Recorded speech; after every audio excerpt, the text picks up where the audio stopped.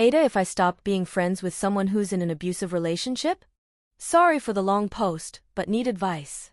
My F37 friend/coworker/girl I took under my wing, Sue, F25, has been in a relationship for many years. They started dating in high school. She has been dating him since before I met her. When I started working with Sue, our other coworkers started telling me that her BF was awful. But wasn't until later that Sue started opening up to me. She'd hid from him that she watches RuPaul's Drag Race, that she goes to drag shows, the clothes she wears when she goes out, etc. Worse, I started hearing from other people that he hits her. Sue lives at home with her parents and they have no clue about any of this. I thought it had come to a head a year ago when she was panicking at work. He had told Sue he was going to hook up with another girl. Sue then told me in her panic about him hitting her and that she has photos and a video of him confessing. She was going to meet with him to talk about it after work. There was no talking her out of it, but I did convince her to call me after work and to share her location with me.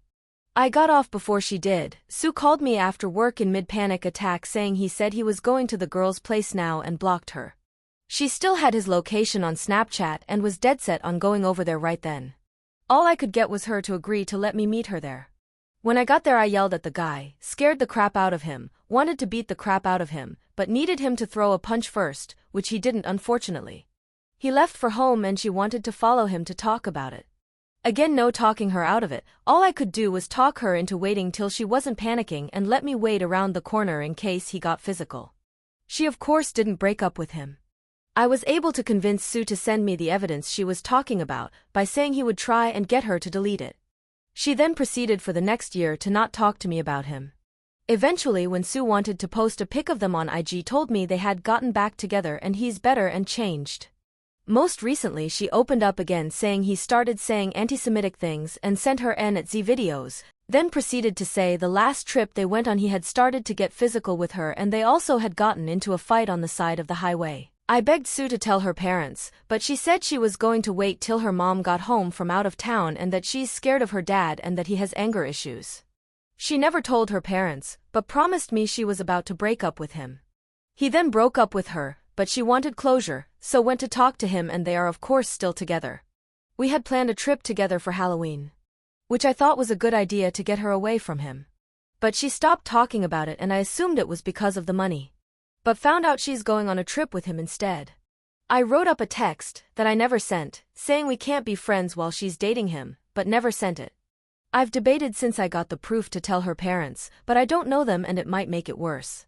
I've researched so much, also have been in an abusive relationship myself, and all things say just be there for her and let her do it in her own time and that anything will just lead to her isolating herself. But I can't do this anymore. Want advice on how to approach this before she goes on another trip with the dollar hit bag? Would it be for lowering or cutting off the friendship? Update. I know the story is already long but I have an update. I started getting screenshots together and printing hard copies to give to her parents, between my very busy schedule. Work 6 days a week and raising a kid, the idea was to get confirmation she wasn't at home from mutuals, and to go while she was gone to hopefully minimize any drama/trauma. Unfortunately I had the date Sue's trip was wrong and she left for Vegas with him, before I got a chance. I decided that it wasn't smart tell and to get her, and more importantly her BF, upset at any messages from her parents and have something bad happen. When she got back I got a text saying you were right, I shouldn't have gone. This POS assaulted her. Sue didn't want to give me details in texts unfortunately, she just asked if I could show her how to cover her black eye to hide it both at work and from her parents. The only thing I got her to send me was a pic of her black eye. I'm going to try and keep the next part as short as possible, cause there's a lot in a short time. Knew I was going to her parents, tried twice and they weren't home. She had no clue of my plan. She had got in an argument unrelated with her family. They think she does drugs, because they found weed in her room. So they assumed she must be doing more hard drugs too. She doesn't, by the way, and both her mother and sister would ask me about this later and I told them she doesn't, but that gave me confirmation that her parents were home finally. Definitely not ideal.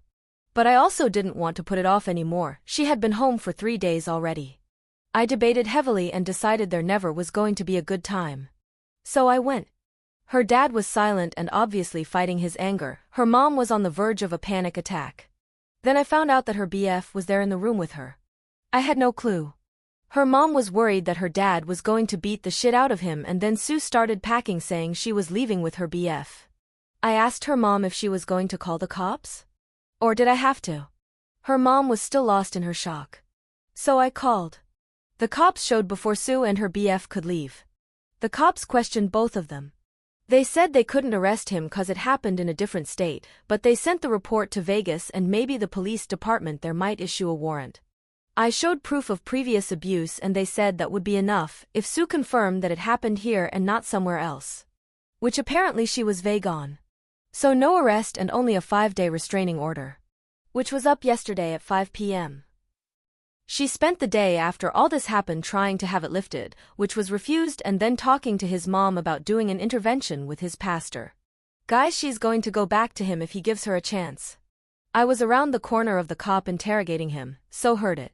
Cop told him to leave her, that he will ruin his life and end up in jail if he stays with her. Also he has to be pissed that she was not only telling people, but told me who he hates. So I guess him being done with her is her only hope. Update 2. I need to give some background on my work for this update. Sue was a co-worker for about a year and a half, then I got a job that has me traveling to different locations, but my old job where Sue still works is on my rotation. Now on to the update. After the cops left Sue's house that night, she called me saying she understood why I did it, but I was wrong for doing it, that it took away her power to do it herself. It's been going on for 6 years. Basically in a full-triggered PTSD episode over the night's events, just said, I don't want your excuses, you would never have done anything cause you would have already, and I'm not sorry. Her mom texted me an article a little later, about how your chances of being unalived go up after your partner restrains you, with a message saying this is why I will be forever grateful to you, which I had already known and had sent to Sue right after she told me Gab had restrained her. The next morning Sue sent a text saying that she was ending the friendship but she would be cordial at work. I never responded to this text. She then went to a couple of courthouses, trying to get the 5-day restraining order lifted. Which of course was denied. The next day after that, day 2 after telling her parents, I got a message from the location Sue works at that she was trying to ban me from going there, due to feeling unsafe around me. I had to call her GM and tell her all of what happened, and she said she cannot ban you, that's a personal matter. And that I did nothing wrong. It was brave of me to go, and then said Sue should go on LOA. The GM then called the district manager to inform her of the situation.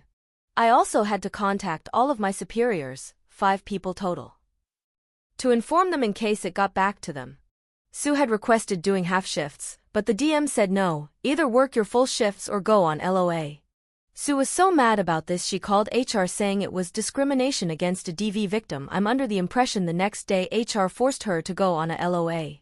Which again she was mad about. I got confirmation from her mom that Sue is welcome to live free of rent at home, but the only thing is she under no circumstances to bring Gab to the house. So Sue is going around saying her family gave her 30 days to move out. Sue is now applying for a grant through her work for help getting out of DV situations, so she has a place so she can keep seeing her abuser. During all this Sue was in contact with Gab's mom. They intend on doing an intervention with his pastor. The 5 days were up on Halloween at 5 p.m. I don't think Gab wants to be in the relationship though. He went to a Halloween party without her, so wasn't around when the order was up. But Sue went to talk to his mom in person as soon as he left his house. Then that night went to a different party herself. Confirmed by a mutual. I'm done with her, but her LOA is only 30 days unless she chooses to extend it. I am also pretty upset she's trying to mess with my livelihood, as well as lying to take grant money that could go to someone that isn't using it to try and stay with their abusers.